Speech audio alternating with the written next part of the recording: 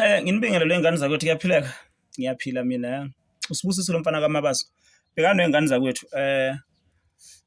Lelo khuzana ngizofunda elinye ivesi la kuJeremiah chapter 1 verse 5 yabona? Leli verse lengilibhekise kubantu abenze abortion ingane zakwethu ukuthi umuntu ethi hayi ngenze abortion because kusuke vele ngakabisuyena umuntu ngeke ngikhona mhlawumbe uba nengane yonke lonto leyo yabona ukuthi lokho ku-wrong ngana wethu. La ngifuna ukufunda leli verse leli uNkulunkulu wayekhuluma noJeremiah la. Umprofeti ethi uJeremiah ufunda kuJeremiah chapter 1 verse 5 ukuthi uNkulunkulu umuntu umaze engakabikho ngisho ukubabikho ukuthi uzoba khona, so akumelanga wena usikhiphe lesisi ngenxa ukuthi akusatha akusesuye umuntu. uNkulunkulu wazi kuseyile igazi elincane la esisweni sakho, yabona umuntu wesifazane, ukuthi ungabulali ingane yakwethu, yabona ukuthi yabona uma ufunda la lithi ngingakakubumbi esiswini ngakwazi, ungakaphumi esizalweni ngakungcwelisa wena. Kodwa ingqikithi yami la yithi ngingakakubumbi esiswini ngakazi, okuchaza ukuthi uNkulunkulu ingane uyazi ingakazala ngisho ukuzalwa, kuthi usesiswini yabona usatholile ukuthi ukhulelwe, kusuke sekuwumuntu lo ngokaNkulunkulu lapho. So akumelanga usikhiphe isisu ngenxa ukuthi akabisuyena umuntu, suke sekuwumuntu. uNkulunkulu counter as umuntu.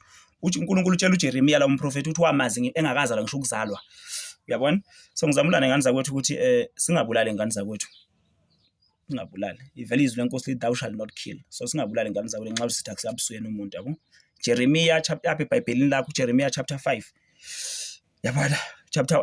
Jeremiah chapter 1 verse 5, yabo? Danko.